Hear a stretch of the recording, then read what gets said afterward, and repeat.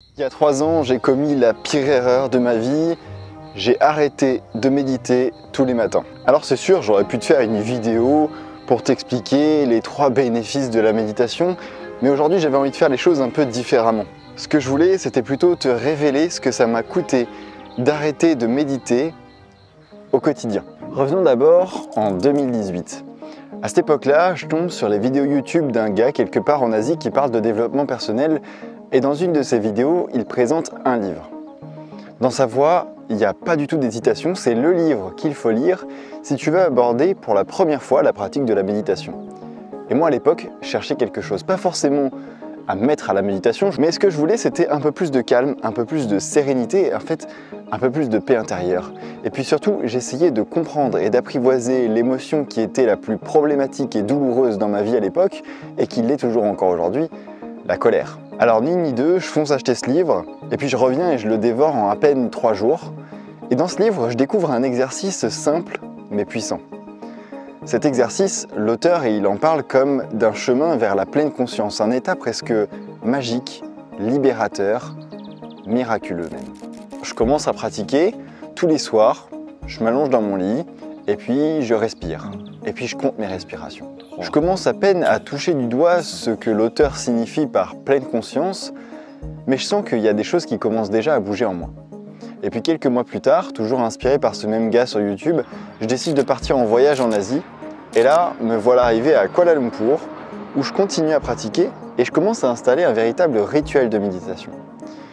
Mais dans mon Airbnb, bon, les conditions sont catastrophiques, les fenêtres sont pas isolées, et du coup, il fait super chaud dans la chambre. Et puis surtout, c'est grand ouvert sur le bruit de la ville bouillonnante. Et donc, c'est impossible de me concentrer. La méditation, c'est un véritable calvaire. J'arrive pas. Et pourtant, je lâche rien. Tous les matins, je me lève, je m'assois et je médite. Et je compte mes respirations. En continuant mon voyage, je fais une rencontre qui va changer ma vie, puisque je rencontre David, un enseignant bouddhiste, qui va complètement transformer ma vision de la colère. Je découvre à cette époque-là l'origine de la colère dans l'esprit. Je comprends que la colère prend racine dans notre esprit. À ce moment-là, on est début 2020 et je décide de consacrer tout mon temps à ce sujet qui est la colère. Je participe 3 fois par semaine aux leçons de mon enseignant.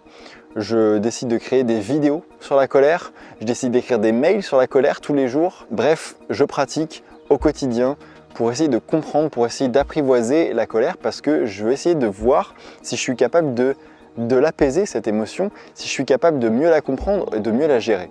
À ce moment-là, je croyais avoir trouvé une forme d'équilibre. Je savais comment gérer ma colère, je savais comment gérer cette colère dans des moments de frustration, dans des situations d'agacement.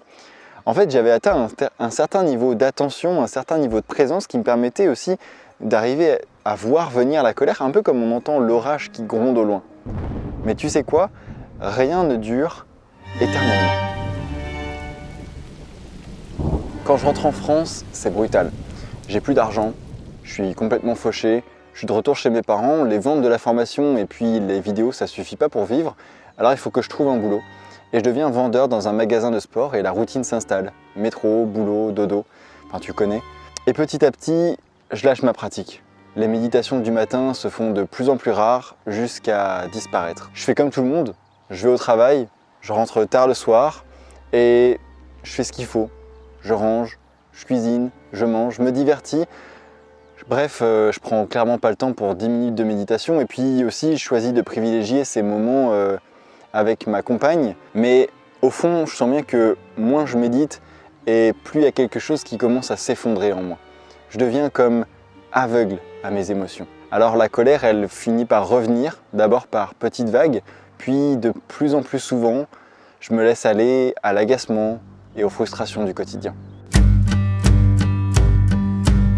Alors que c'est nos premières vacances avec ma copine, on se dit qu'on va faire une super rando et puis qu'on va dormir en toile de tente. Et comme c'est la première fois qu'on dort en toile de tente ensemble, je me dis que j'ai envie de lui en mettre plein les yeux. Il faut la meilleure rando, il faut le meilleur spot de camping.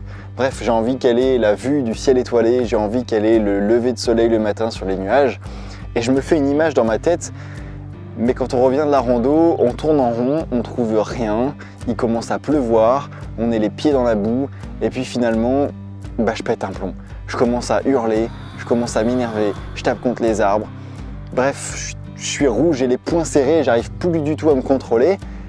Et là, je vois bien que son regard sur moi commence à changer. Elle se dit, est-ce qu'il est toujours comme ça? Est-ce qu'il est toujours violent? Est-ce que la colère, c'est un état normal chez lui? Est-ce qu'il est colérique comme ça?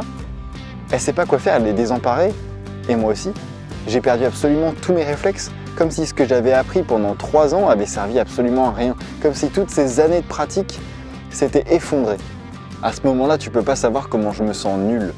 J'ai perdu absolument tous mes réflexes, je suis incapable de gérer ma colère. Et ce genre d'incident, ça s'est répété plusieurs fois en 2023 et en 2024, jusqu'à ce que je comprenne en fait ce qui s'était passé. Avec la pratique de la méditation quotidienne, pendant 3 ans, j'avais construit une sorte d'encre à laquelle je pouvais me raccrocher et qui me permettait de rester calme en toute situation, qui me permettait de voir venir la colère. Et puis au final, en arrêtant de méditer au quotidien, en lâchant complètement ma pratique, les effets de la méditation se sont un peu dissipés comme les ondes à la surface de l'eau. Et aujourd'hui, j'ai compris dans ma chair, j'ai compris dans mon expérience, parce que je le savais théoriquement, mais je ne l'avais jamais vraiment vécu, j'ai compris dans mon expérience que la méditation, c'est pas simplement un remède ponctuel, c'est pas quelque chose pour aller mieux qu'on fait comme ça vite fait. C'est vraiment une hygiène de vie, une hygiène mentale qui te permet de vivre un peu plus sereinement, de transformer ta vie, de transformer ton esprit. Méditer au quotidien pendant 3 ans, ça m'a permis d'apprivoiser ma colère. Ça m'a permis d'avoir un certain niveau de présence et d'attention qui me permettait de voir venir la colère. Alors si je devais te donner juste 2 conseils, ce seraient les suivants.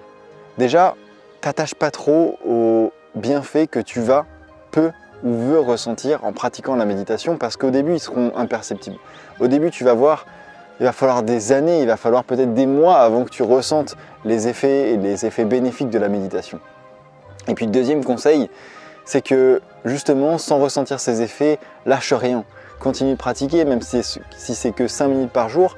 Lâche pas ton rituel de méditation, lâche pas ta pratique, parce que tu vas voir qu'au final, ce sont ces 5 petites minutes cumulées au fil des semaines, des mois, des années, qui peuvent complètement transformer ton esprit, qui peuvent changer ta vie, qui peuvent t'éviter des moments de perte de contrôle et donc qui peuvent sauver ta vie de famille, ta relation avec tes amis, ta relation avec toi-même. La méditation peut transformer ta vie.